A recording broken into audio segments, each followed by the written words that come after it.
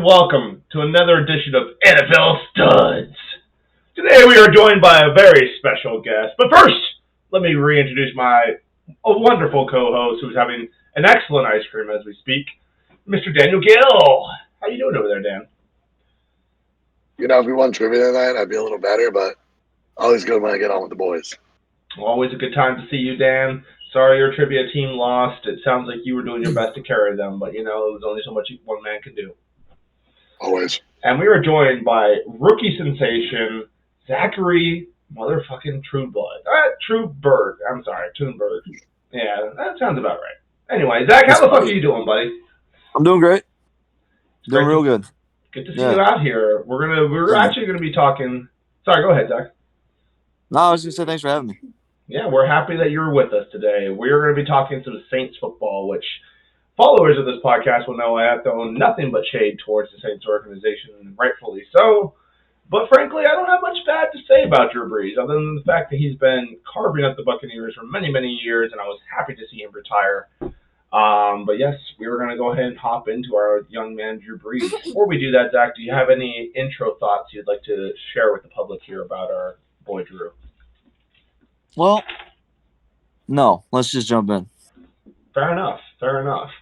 Hopping into, obviously, his Wikipedia page here, which is how we like to start things here. This is a man born in 1979.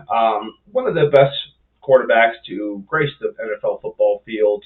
He was a second-round pick, and back in the 2001 draft by the San Diego Chargers, who then quickly traded him to the New Orleans Saints once they drafted and got Phillip Rivers in the house, something they may or may not regret because they didn't win Super Bowl, but Drew Brees did bring home the Super Bowl for the New Orleans Saints. Back in, 2011, Zach? 2010. 2010 Super Bowl winner, and it was during a time when New Orleans really needed to see some winning because, man, they were going through some stuff with Hurricane Katrina over there. He beat one of the absolute legends of this game in Peyton Manning, played an absolutely wonderful game. The Saints defense made, Peyton uncomfortable all day, and it paid off with an absolute Super Bowl win. But, you got to have good offense to win those games too, right, Zach? That's correct. He is a Texas native, was in Dallas, came up through through Dallas. Grandfather was in the Battle of Hockomaa. Who knew that? How about that? But anyway, he started from receiver Drew Brees. Anyway, it sounds like he was a Cowboys fan growing up, which is really lovely. He played some baseball, was an All-American starting quarterback for the Longhorns in college, which is pretty cool. Makes sense why he was a second-round pick. So going into his college career a little bit, he went to two different colleges, Purdue and Kentucky. I'm not sure why we were talking about the Longhorns. Maybe that was his high school team. So he got a degree in industrial management. Did he do anything cool in college that you know of, Zach? Did he win any big championships or anything? It wasn't anything not outstanding. Nothing that you'd go back and remember other than, he didn't have a bad college career. He just didn't have a sensational college career. Fair enough. It looks like, he did play in the Rose Bowl. So that's pretty cool. Looks like he was involved in that. A finalist for Davey O'Brien Award, which I haven't quite heard of. He did win the Maxwell Award. And, Heisman Trophy went voting, All-American honors, Big Ten Conference champion titles. An absolute stud. Let's look at his college career here. Holy cow. So the freshman year, obviously, he wasn't starting. Did hop in there and throw an interception real quick. But other than that, he did what he does well in the NFL as well, which is carving up defenses. 3,900 his sophomore year, 3,900 his junior year, and senior year, 3,600 as well. Which is not something you see a lot, and especially not in today's college game where a quarterback comes back for his senior year, but I guess he felt like he had to for them to take him seriously in the NFL. And it seemed to pay off with a second-round pick by the Chargers.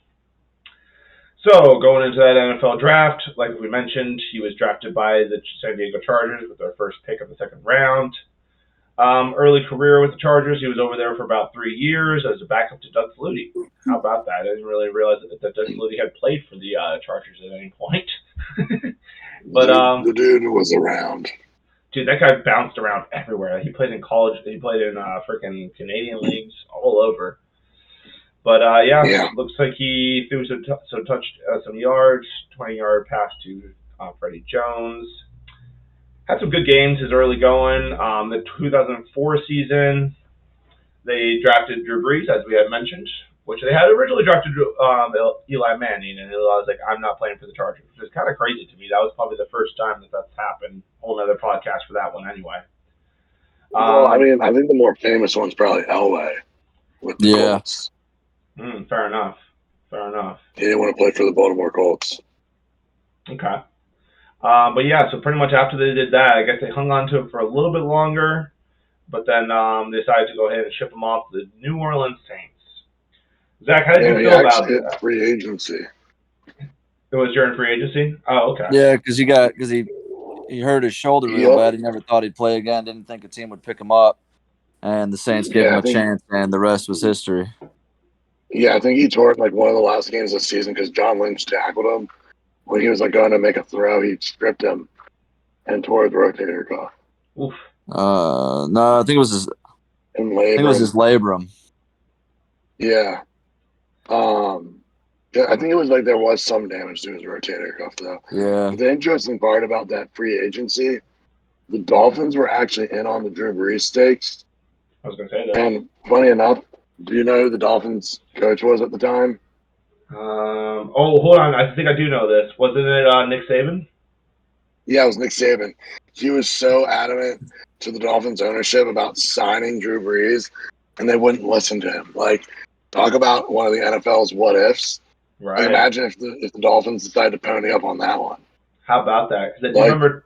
Imagine like seeing Brees and Brady like twice a year. That would have been nasty. That would have been pretty crazy. Who knows if he would have had the success he had if he was staying in the AFC, though. Yeah. Who knows? I mean, would it have put Dolphins back on the map? Who knows? I do remember talking to a Miami Dolphins fan during that time, and this was like, I guess, halfway through the season or deep into the season. Dante Culpepper, who they did eventually sign, was playing like trash, and he was just like, dude, I can't believe we didn't sign Drew Brees, because at that point Drew Brees was already killing it for the Saints, and he was like, what do we do? This is so sad. Zach, how did you feel when they brought in Drew Brees? Were you skeptical? Did you feel like he was going to be the guy? When they brought him in, I was a newer Saints fan. You know, I grew up in the Chicago area, so I grew up with a ridiculous amount of Bears fans. And as I started to pay attention to football, I enjoyed watching the Saints play football. I thought that their uniforms were cool, and I enjoyed the hell out of Sean Payton.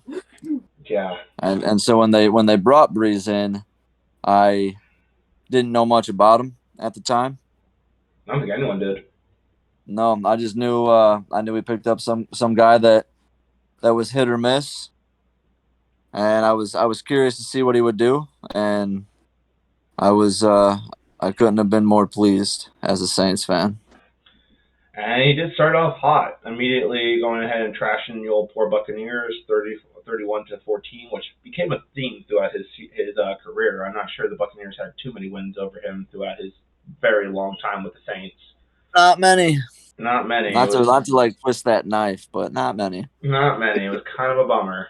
But yeah, the Saints were absolute trash before he showed up. So it's interesting to see him, come in and just completely turn that team around. They ended with a 10-6 record, so not the craziest, but then they, took care of business in the playoffs. Let's see if we got here. Oh, he threw a league-leading franchise record, 4,418 yards. And wasn't he the first one to hit that 5,000 mark? He was. How about that? He was the first one. Now everyone's hitting that 5,000 mark, but this was back in the day. Every year. This was back in the day whenever it wasn't like as common to be hitting that 5,000 mark. So, especially now they have an extra game. Right. True. And it seems like he was a guy who came in and immediately started working with his community because he was a co-recipient of the Walter Payton of the Year award with LaDainian Tomlinson.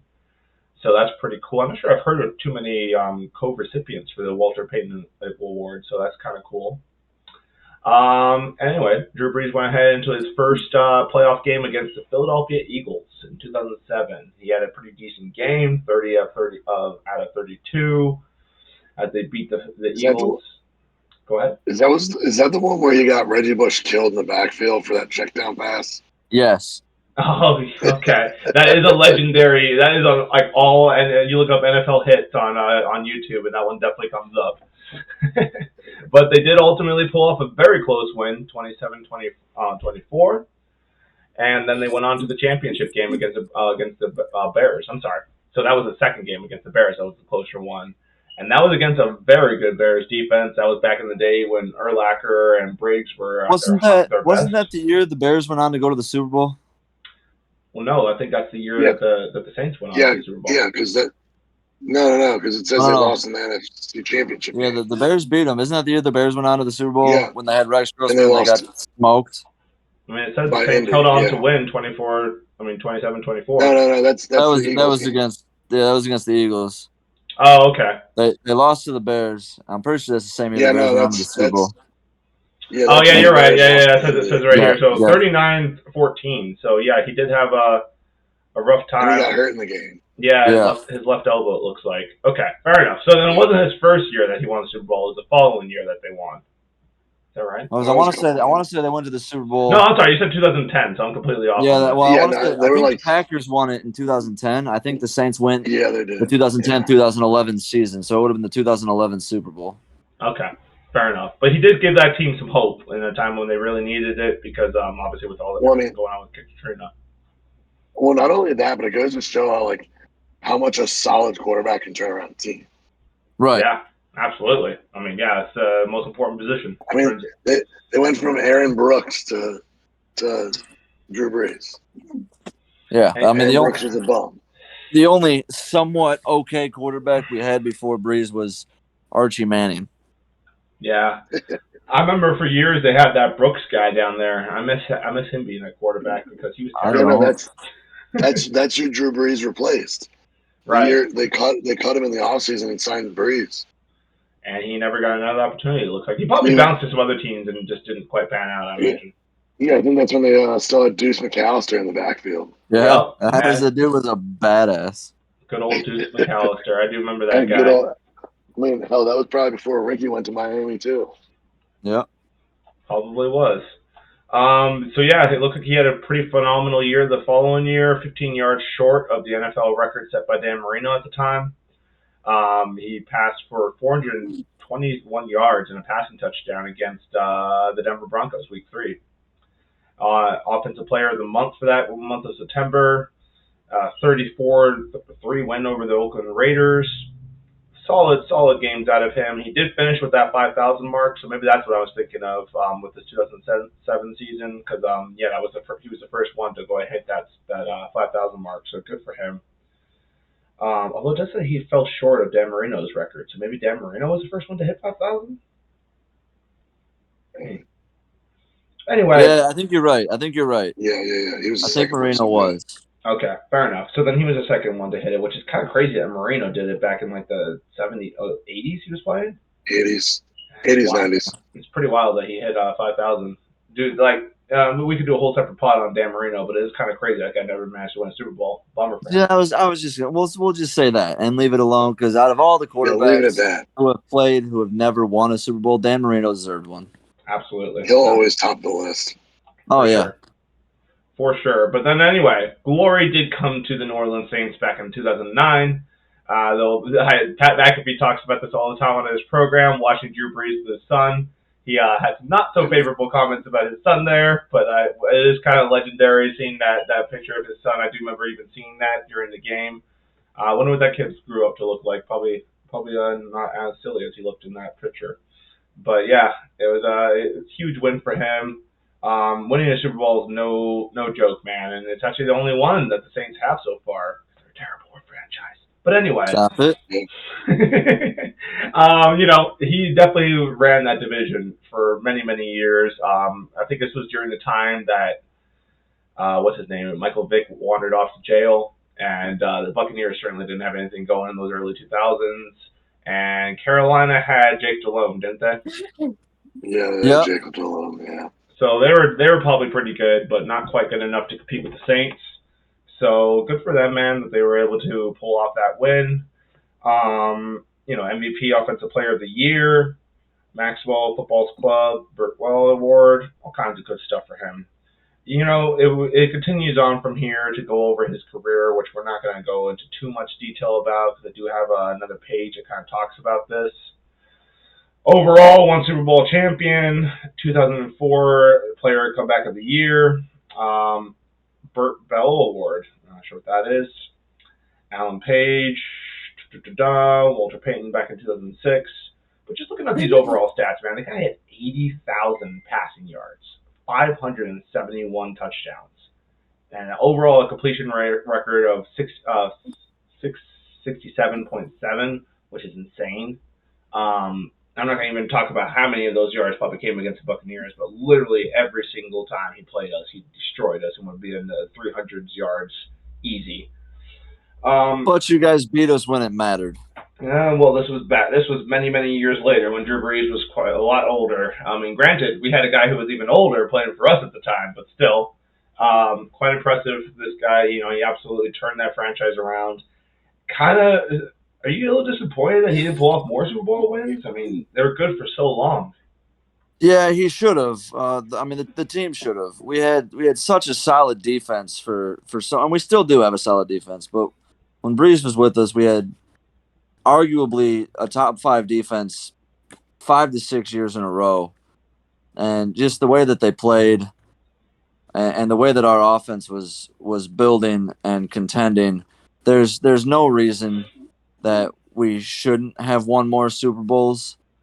There was 2 years. Against Minnesota, that was our game. Against the Rams, that was Yeah. our game. And then watching how the Rams went on to do nothing against the Patriots, and we would have smoked the Patriots. Yeah. I mean, that was a rough game. That was a rough game all around. I mean, I'm a defensive guy, and that was still a rough game to watch overall. Yeah, and even his last season, when we had to play Tampa in the playoffs, I felt confident going into that game because we beat them twice in the regular season. I was not feeling confident going into that game, so it makes sense. But he threw It's so hard to beat someone 3 times in a year. It is, and it was a good first quarter, but then Breeze fell apart. I don't know what it was. I don't know if the nerves got to him, if the excitement got to him, but yeah, I think he threw either 3 or 4 picks in that game, and you can't do that in that kind of playoff environment, for sure. No, you can't. What I will say about that is that the whole time Tom Brady was with the Buccaneers, he struggled against the Saints. Our offense always looked like trash every single time we played the Saints. I mean, granted, they had an amazing defense, but I'll never forget, I think it was that Sunday night game, hyped up to be a really great game. I think the Buccaneers ended up putting 3 points on the board and lost like 30-3 or some crazy shit like that. It was it wasn't good. Atrocious. That's because the Buccaneers' strongest point of their offensive line is the center. Right. And our strongest point of our defensive line is the outside. You couldn't stop us. Right, which I was actually going to ask. Do you know when Cameron Jordan got drafted to them? I want to say it was 2023. 13 or 14, maybe? Makes sense. I have a love-hate relationship with Cameron Jordan because, I do appreciate the guy's, smile and a little bit of his trash talk, but a lot of that trash talk has been directed towards the Buccaneers. I'll never forget when we re-signed Smith. He was like, "Thank God, this is more paydays." So, yeah, he's certainly an amusing fellow, but I wish he was not with the Saints because, yeah, he's also been an absolute thorn in our side for many, many years. Getting back to that playoff game, though, against the Buccaneers back in 2020, so 2 things, I think, turned that game around. One was we were down, and I think the Saints were already driving into the Buccaneers' territory, deep pass to Cooks down the middle, and our fucking rookie safety at the time, Anton Winfield, made it a beautiful forced fumble, turned the whole game around. That was an absolute momentum changer. But we also got back Devin White, and that was his first game back. I think he was injured or coming off a suspension or what, but he came in hyped up into that game, and he played an amazing game.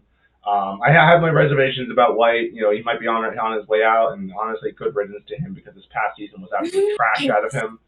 But he balled out for that game, and I will never forget watching the mic'd up version of him during that game. He was sitting on the sidelines talking to his coach. He's like, "I'm about to put the dagger in these guys." And dude, Yeah, man. he went out there and did it. He put the absolute dagger in them with that final interception, and sent the Buccaneers to our eventual Super Bowl. Yep, I know.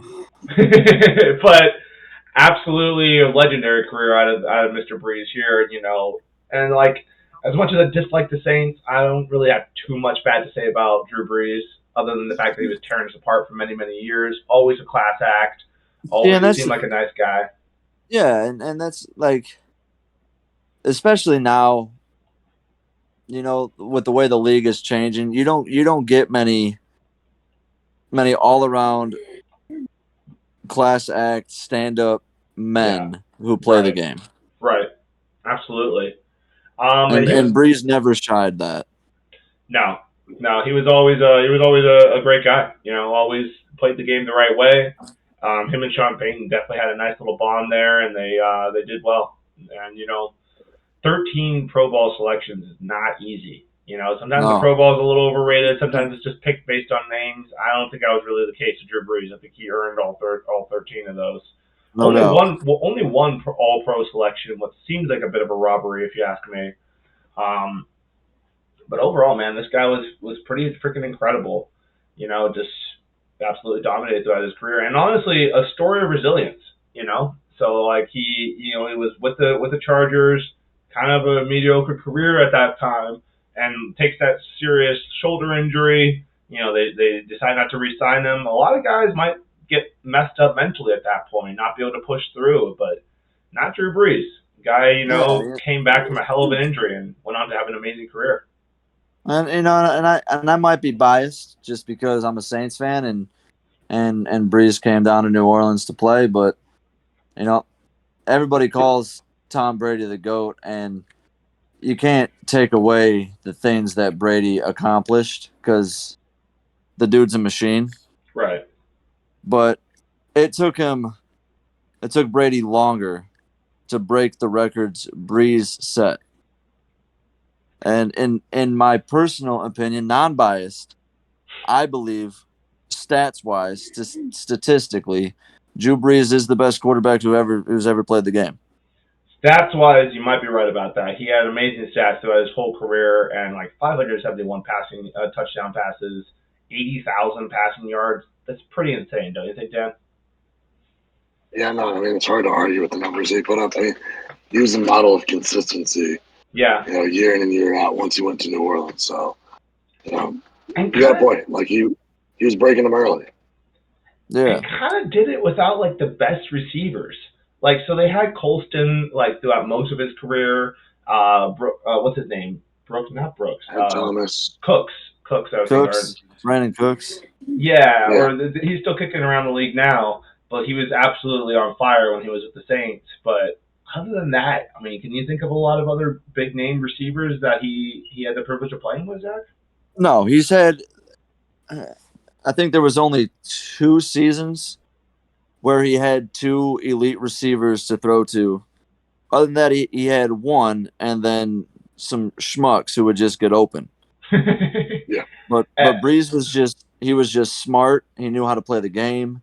He knew what to look for. He knew Right. what plays he wanted. He knew what reads he wanted. He could read a defense like nobody else could. The dude just knew where his guys were going to be, and he hit them. And he made his receivers look good. He made his running backs look good. Yeah. I mean, Alvin Kamara is certainly a stud, but like besides him, I mean, Deuce McAllister back in the day. You know, Yeah, I mean, obviously you look Reggie at, Bush was a good receiving back, but he was, and you look at Kamara's stats with Breeze and his stats without Breeze, and they're not the same. no, absolutely not. It probably won't be for the foreseeable future. I mean, is he going to play the season? Is he going to jail? What's the deal with that guy? He'll play. Okay, fair I enough. don't know when, but he'll play. Fair enough. But yeah, I mean, we didn't go to Detroit and pick up Williams for no reason. but Kamara will play. Fair enough. And Jamal Williams is pretty good. That's a He's a good pickup. badass. It I'm was kind excited of to see him crazy. play. It's good for Jamal Williams to kind of have that comeback because he was always kind of second fiddle over there with the Packers and then kind of bust out with the Lions over the last few years. So it's good to see him getting his due diligence. I mean, he set the Lions record for most rushing touchdowns last year. Yeah, I think he's a good fit. I think Derek Carr is a good fit. I'm excited to see what we can do offensively. We'll have a whole other podcast on Saints outlook here in the future. Dan, any thoughts here about our boy Drew? No, I mean, I think we kind of touched on it earlier. I think the one thing I've loved since he's retired and even when he was there, he really ingrained himself and his family into the culture down there, and the fact that he's still active in the community down there since he's retired. Like you said, speaks volumes of the man that he is and the type of family that he's raising. So yeah, you don't really see that type of commitment to a town anymore in any of the sports, not just football. It's any of the sports. It's hard to see, people want to invest and be a part of their community. It was a big thing back in the 40s, 50s, 60s. All these guys were up in the restaurants, outlets, shops, and whatnot, where you would see them in the off season. But all these guys are like, I'm at my Florida house, during the off season. You'll never see me. He's really became one of their own. Like they've adopted him as a fellow New Orleans. Or whatever they call it. Louisiana. Yeah, that. So no, I love to see that. That he's really immersed himself there. But I think, like we said, he's a perfect comeback story, and the fact that a serious injury like that has derailed so many people's careers, and he was able to come back from it, shows it works. And man, looking at this right now, back in 2015, he had a couple 500-yard passing games. Like, that is not easy to do, especially not in one season. One season, dude, just like multiple 500 yards, reach that 60,000 mark. And there's nothing short of beating Peyton Manning in a Super Bowl. Like that's very impressive to have on your record for sure. And that was the Colts. They had a damn good team that year. They were good that year. They were really good. I think I'm pretty sure. Correct me if I'm wrong. I'm pretty sure the Colts finished that season with the best record in the league. I'm pretty sure it was either them or the Patriots. I can't remember, but I'm pretty sure the Colts finished with 1 or 2 losses. Like they were the team to beat. Mm-hmm. Yeah, Pat McAfee talks about that, about how the last couple games, I think they were like 14-0, and the last couple games they decided to pull out the starters. It was definitely that's probably the only reason they lost those last couple games. Otherwise, they might have been undefeated. I love when he talks about that Super Bowl because it's so funny. It's pretty funny. When he talks about the opening kickoff, he's like, "Yeah, like I kind of forgot I had to kick the ball, and I like almost fell while I was kicking the opening kickoff of the Super Bowl." I'm glad we mentioned kickoffs because I still believe that onside kick after half was I forgot about that. The greatest idea any coach has ever had. Oh my God, that was great. It was dirty. It was dirty. But it was awesome. That was pretty sweet. Dan, what were you saying? No, but Pat was like, because that was his rookie year. Yeah. That they went to the Super Bowl. And he goes, "Yeah, I figured this was a thing." He goes, "Yeah, never went back in my career." Yeah. He talks about that. It's a bummer. But yeah, man, that Minnesota game in the playoffs was wild because, like, so what was that? Williams at safety, who just fucking threw himself like a crazy person. Like, great safety overall. I think he's still with the Saints, isn't he? I'm pretty sure, yeah. Pretty sure we still have him. So yeah, pretty good safety. But man, what was he thinking that play? I'll never forget Trayvon Diggs just casually jogging into the end zone after that. See, and I don't know because as a safety, because that's what I played, it drove me nuts because you just gotta know where you're at on the field. You got to know where they're at. You got to know the clock. You got to know the score. Like you got to know. And for him to not even look, at where he was trying to hit Diggs, it just doesn't make sense to me. And I'll never forget it because I was at a buddy's house watching the game. He was a Vikings fan, so Oh, I was on Facebook Live. I was going nuts, and then that shit happened, and it was oh, just like, how do you do that? oh, that is pretty crazy. And then that Rams game, arguably probably for sure a pass interference by Roby on that play. Guaranteed pass interference. Arguably the biggest horseshit Horrible. no call in NFL history. Could That very was well be. hot garbage. It was No, pretty I rough. can't believe that they let that slide. And then I love that they like caused the rule after that, and it did not help at all. No, I Like mean at all. it's The refs got funny to part do a was better job. oh no, they do, but that's every sport. But the funny part was I was in New Orleans the year after that, before the season started. I went to Jazz Fest, which, by the way, if you've never been, you got to go. It's awesome. Fair But enough. Jimmy Buffett was playing, and dude, he comes out. He's let out. Each arm is held by a Saints cheerleader, walking him out to the stage, and he's in a full NFL ref's outfit with a blind cane. Oh, dude, the place lost it. Like, it was amazing. And he It's starts good breaking stuff. into songs, but oh my god, like you couldn't have got that place more fired up if you tried. Right. Probably the only thing probably would have been better if Drew Brees was dressed as the blind ref. Right. Dude, But and yeah, no, I mean that. Yeah, it's kind of crazy. Like even in 2018, which was not too long ago, he was already pretty old at this point. He finished second in the rankings for MVP, and a certain guy named Patrick Mahomes. I never heard of him, but that guy apparently yeah. won it. So kind That of dude's a weird. that The guy dude's a that puts legend. ketchup on steak. It's kind of crazy that they're already starting to call him the goat. Like there's people already starting to say, "Nah, he's the goat," and it's like, come on, he's got to earn a couple more Super Bowls. I mean, shoot, dude, the guy's already got two under his belt. He's been to like four at this point.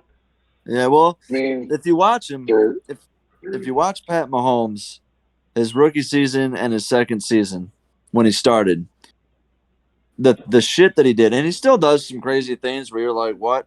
But watch him, especially this season, because he's slowed down a lot. He's taken some huge hits. Yeah, He's yeah. battled some concussions.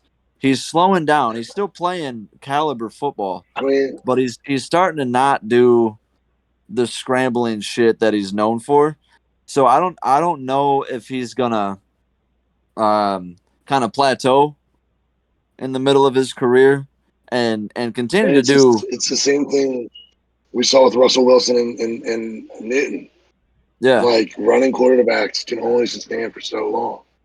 So true. unless you develop as a pocket passer, which I think he's doing pretty well, Yeah, he is. like you're not going to hang around for much longer. Right, true. and I mean, I think Mahomes Cam knows it. Newton fell out. Yeah, and I think Mahomes knows like I got to stop taking these hits because I want to play Yeah. a long career. And Hmm. Mahomes is the kind of guy he's going to work hard and do what he has to do to perfect how he wants to play. Makes sense. Yeah, no, absolutely. And I mean, as much as people like to give Brady grief, like look at like the dude played smart. He took care Yeah, of himself. Like look at how many times he genuinely put himself in a situation that he was going to be in those big hit situations. Like very rarely. And when True. they yeah, were, it was early in his career, and he figured it out.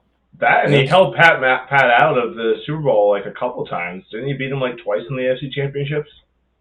Yeah, And that was a hot Patrick Mahomes back in the day. So pretty impressive for him to be able to pull that off. Probably why he's my goat, but either way, I'm also biased since he did come over and led the Buccaneers to a much needed Super Bowl. Just a little just biased. a little bit. Anyway, boys, any final thoughts here on Drew Brees, Zachary? Um, I'll just say that I think my all time favorite moment of Drew Brees was when it came to his retirement announcement because he had talked about it for 2 years in a row, but he left it up to his kids. Hmm. And he sat down the year before he retired, and he asked his kids like, "Is it time?" And they were like, "No, you're gonna keep playing." So we did, and that was the year that we lost to Tampa.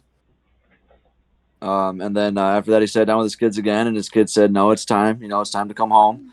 and he left his decision. He's a family man. He left his decision up to his kids. You know, he knew that he was coming up to the end of his career. He wanted to still play. He knew that his kids were getting older and they wanted to spend time with dad. I just think it's cool. I think it's unselfish, For and sure. I think it's just a stand up dude. I miss watching him play, but like Dan said earlier, you know, just the things he's still doing in the community. You know, coaching his sons in football, doing things for his daughter. Like he just does a lot, and he's a good dude to continue to follow on social media and just pay attention to what he does because he's just there's not much like him. He's just a class act. It's awesome. Daniel? You know, I remember I was watching a video one time. I don't remember what Sunday night football game it was, but he got home from it. But his kids woke up when he came home, and you know it's like God knows what time in the middle of the night. His wife had just got the kids down, and they show a video of him just playing passes in the family room, and like the kids are diving into the couch and running back around for the next pass. And she's like, when Dad comes home from work, but like the fact that like like you said, Family Guy, like he could have told his kids to go back to bed. I mean, he probably did that for an hour after Right. throwing it. Who knows how many passes in the game that night? Right. He No, had a few yeah. more in the arm. Absolute legend. You know, as a Buccaneers fan, it wasn't fun watching him play, but I respected the hell out of the guy. Absolute class act, and definitely one of the best quarterbacks to ever grace the football field. Boys, this has been NFL Studs Sports by Compian edition. We out.